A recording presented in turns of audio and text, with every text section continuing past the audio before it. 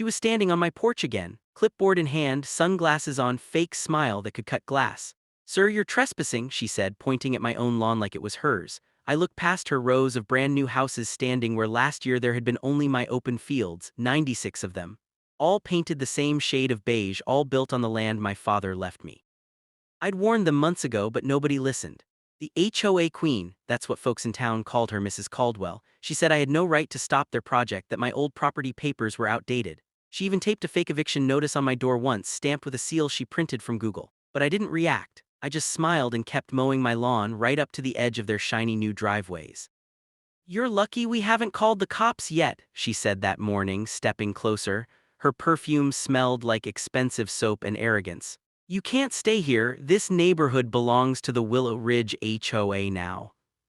I looked at the men installing a private community sign on what used to be my front fence. I took a slow breath. "Ma'am," I said quietly, "you might want to check who really owns this neighborhood before you start threatening people." She laughed. "Oh, please, the paperwork's been cleared. You lost your claim." "Maybe," I said, turning toward my truck. "Or maybe I just let you build your dream houses on my land for a reason." She frowned, confused. "What's that supposed to mean?" I didn't answer. I just started the engine, letting the roar drown out her voice. Because the truth was, the deed sat in my safe, clean, updated, and registered. The entire development, every single one of those 96 homes, still legally belonged to me. And I was just waiting for the right day to pull it out. 3 weeks later, my mailbox overflowed with letters, none of them mine. HOA warnings, late fees, parking violations, all addressed to people who thought they owned their new homes. Every morning, I'd watch families moving in, waving happily at each other, planting flowers in yards that technically weren't theirs. Mrs. Caldwell strutted around like a mayor, barking orders into her walkie-talkie. Then one evening, she came storming up my driveway again, this time with two so-called security officers behind her. They weren't real cops, just guys in black uniforms with fake badges shining under the porch light. "Sir, step away from the property," one of them ordered. "This area is now under HOA control." I kept my hands steady even though my blood boiled. "You got a warrant for that?" I asked. Mrs. Caldwell smirked. "We don't need one, you're squatting. The board voted to remove you." I stepped closer, looked her dead in the eyes. "You sure you want to do that? Because the last time someone tried to move me off this land," I paused, "they ended up paying rent to me later." Her smirk faded for just a second, then she scoffed. "You're bluffing, the county records say otherwise." "Do they?" I asked, pulling my phone from my pocket. One tap and my drone camera feed lit up, showing every corner of the neighborhood, every date-stamped recording of their construction trucks rolling onto my property without consent. Mrs. Caldwell's face went pale. You can't use that footage, that's invasion of privacy." I grinned. "Funny, I was thinking the same about you building a subdivision on private land." Her fake cops took a step back. She glared at me, whispering something into her radio before storming off. I watched her walk away, her heels clicking against the concrete like tiny hammers. She didn't know yet, but that footage and the deed in my safe were about to turn her entire empire into dust. 2 days later, I woke up to the sound of engines outside. When I looked through the blinds, 3 tow trucks were lined up on my driveway. My old pickup, my tractor, even my trailer gone before I could step outside. Mrs. Caldwell was standing there again, arms crossed, sipping coffee like she'd just won a war. "You were warned," she said coolly. "You can't store junk on community property, HOA regulations." I walked closer, calm on the outside but shaking inside. "That's not community property," I said. "That's my land." She raised an eyebrow. "Not anymore, you should have read the notices." I stared at the tow trucks driving off with everything I owned, each one disappearing past the shiny new Willow Ridge gate. The neighbors peeked through their blinds, whispering. Nobody said a word to help. That's the thing about power, it makes cowards out of good people. Mrs. Caldwell started to leave, but I stepped in front of her. "You think you can humiliate me?" I said quietly. "You think this is over?" She smiled like a snake. "Oh, it's over, Mr. Turner. You should have left when you had the chance." That name, Mr. Turner, she said it like it meant nothing, but that's where she was wrong, because I wasn't just some old man clinging to a piece of land. I'd spent 20 years in the U.S. Army, stationed overseas, defending what was mine and what was right. And if there was one thing I learned, it's how to fight smart. I went inside, opened my safe, and pulled out the black folder my father gave me before he died. Inside was the original deed, signed, sealed, and certified, proving every square inch of that land was still Turner property. And along with it, a letter from the county registrar confirming the HOA had never legally filed a transfer. I looked out the window again. Mrs. Caldwell was still there, talking into her phone. She had no idea I was about to turn her dream neighborhood into her biggest nightmare. That night I couldn't sleep. I sat at the kitchen table with the deed spread out in front of me, the paper yellowed at the edges but still strong like the land itself. The lights from the new homes flickered through my window, families laughing, kids running across lawns that used to be my pasture. I didn't blame them. They didn't know they'd been tricked. By morning, I had a plan. I called a friend, Ethan, a quiet guy who ran a small law firm in town. We served together years ago. When I told him what was happening, he just said, "Bring the papers, don't say a word to anyone." I drove to his office with the folder under my arm. As soon as he saw the deed, his eyebrows shot up. This is rock solid," he said. "They never even filed a zoning change. Caldwell built an entire development on private agricultural land." I leaned back, half smiling. "So technically, I own every house in Willow Ridge." Ethan nodded slowly. "Every single one." For a moment, I didn't say anything. The weight of it hit me, 96 homes worth millions sitting on land they didn't own. I could evict them all, or I could do something smarter. Ethan glanced at me. "You want me to file suit?" "Not yet," I said. "Let them keep building, let them think they've won." Later that afternoon, I went back home. Mrs. Caldwell was outside showing a couple around, telling them, "We have strict community standards here, no old vehicles, no livestock, no eyesores."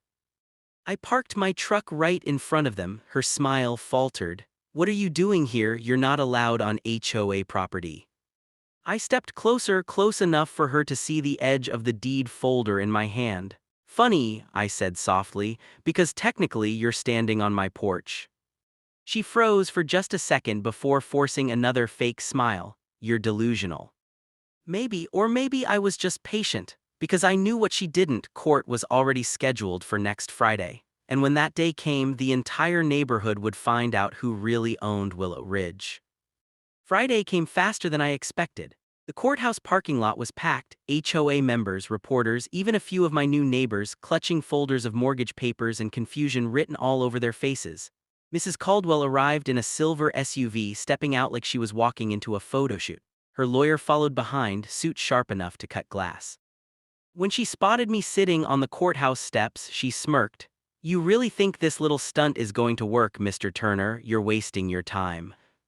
I smiled back. "Maybe, but at least I'm wasting it on land I own."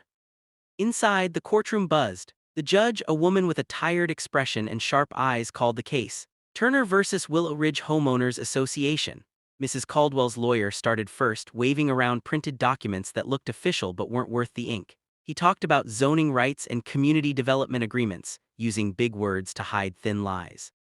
Then the judge turned to me. "Mr. Turner, do you have evidence of ownership?" I stood, holding up the old deed like a piece of history. "Your Honor," I said, "this land has been in my family since 1953. It was never sold, never transferred, and never approved for any development. The HOA built those homes without my consent." A murmur spread across the room. Mrs. Caldwell leaned forward, whispering something urgently to her lawyer. He flipped through his papers, eyes darting. The judge reached for my folder, scanning the documents. Her face tightened. "These are certified by the county," she said slowly, "and this letter confirms no zoning change was ever approved." Her lawyer tried to object, but she cut him off. "Sit down, counselor." I could see Mrs. Caldwell's confidence slipping away like sand through her fingers. Her perfect smile was gone. She whispered, "That can't be right, the developers cleared it." I turned toward her. "You cleared my land, Mrs. Caldwell, not the county's." The judge looked up. "Until further review, all ownership rights revert to Mr. Turner. Construction, sales, and HOA activities are to cease immediately." Gasps filled the room. Her lawyer froze. Mrs. Caldwell's face turned white.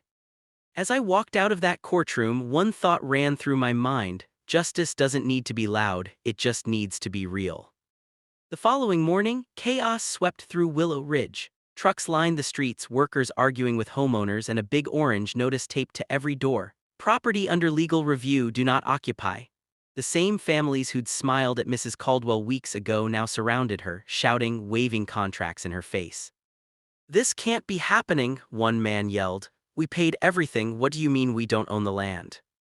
Mrs. Caldwell's hands trembled, but she tried to keep her voice steady. "It's a misunderstanding, my lawyer is handling it."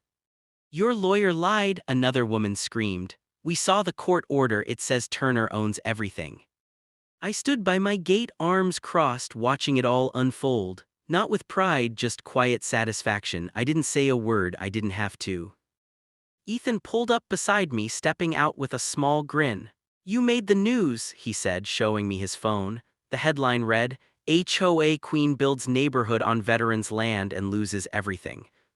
I couldn't help but chuckle. Guess she finally met her match. Just then, Caldwell stormed toward me, mascara streaking down her face. "You did this to me," she shouted. "You ruined my reputation, my career." I looked her dead in the eye. "No, ma'am, you did that when you thought you could steal what wasn't yours." She clenched her fists. "You can't just take these homes, these people." "I'm not taking anything," I interrupted softly. "I'm offering them a choice. They can stay as tenants, pay fair rent, keep their homes, live in peace, but you're done here." She blinked, stunned. You're serious?" "Dead serious," I said. "See, I fought for this country so people could build honest lives, not so someone like you could fake authority and destroy them." She didn't answer. She just turned and walked away, her heels sinking into the dirt that finally she knew wasn't hers. Ethan looked at me. "You really gonna rent it all out?" I nodded. "Yeah, let them keep their homes, I just want what's right." Within a week, Willow Ridge didn't look like a luxury community anymore. The banners were torn down, the fake HOA office was locked up, and the big marble sign that once read Willow Ridge, a Caldwell development, now had a new wooden board nailed over it, Turner Estates. I didn't hire guards, I didn't make speeches, I just showed up every morning with my coffee and nodded at the families who chose to stay. Some were still nervous, some embarrassed, but most were grateful. They finally knew the truth. One evening, as the sun dipped behind the houses, a little boy from next door walked up to me. "Mr. Turner," he said shyly, "my mom said you're the reason we still have a home, thank you." That hit me harder than I expected. I patted his shoulder. "Just take care of it, son, that's all the thanks I need." Not everyone stayed, of course. Some left, too ashamed to face what happened, but those who did remain built something new, something honest. No fake rules, no forced fines, just neighbors. As for Mrs. Caldwell, she tried appealing the ruling, but it didn't go far. The county discovered she'd faked permits and misused investor funds. Word spread fast, and soon she wasn't the queen of anything, just another name in the news, followed by the words "under investigation." A few months later, I drove past the courthouse again, saw her sitting on the steps where I once sat, head down, papers scattered around her. For a second I almost felt sorry. Almost. "Ethan called that night. You know," he said, "you could sell this whole place now and walk away rich." I smiled, staring out over the porch at the lights flickering across what used to be my father's field. "Nah," I said, "some things are worth more than money." He laughed. "You mean pride?" I took a slow sip of coffee. "No," I said quietly, "freedom." Months passed, and peace finally settled over the land. The lawns grew green again, fences mended, and laughter echoed through the streets that once carried shouting and sirens. Willow Ridge wasn't just a housing project anymore, it was home in the truest sense of the word. I turned one of the vacant model homes into a small community office. No HOA, no power trips, just a place where folks could talk, share, and help each other. The same neighbors who once avoided me now waved every morning. Some still called me Mr. Turner, others sir, but a few had started calling me Tom. That one always made me smile. Then one afternoon, as I was fixing the old gate by the road, a black sedan rolled up. Out stepped a woman in a suit, sharp, polite, and clearly not local. "Mr. Turner," she said, offering a card. "I represent Caldwell Properties. Mrs. Caldwell no longer works with us, but the investors she defrauded want to make amends." I raised an eyebrow. "Amends?" She nodded. "They'd like to buy the development properly this time. Fair offer, full ownership, and your terms." For a long moment, I didn't say anything. The offer was generous, life-changing, even. But when I looked around at the people mowing lawns, kids riding bikes, and the old oak tree my dad planted still standing strong behind the houses, I knew my answer before she even finished talking. "I'm not selling," I said. "Not now, not ever. This land been through enough lies." She sighed but nodded respectfully. "Understood, Mr. Turner. For what it's worth, sir, what you did here, people are talking about it. You turned a lawsuit into a legacy." As she drove off, I leaned against the gate, watching the sun sink low over my land, the land they once said wasn't mine. Maybe I wasn't rich, but I'd earned something better: peace, respect, and a story worth telling. Because in the end, they didn't just build homes on my land. They built proof that truth still wins if you're patient enough to let it.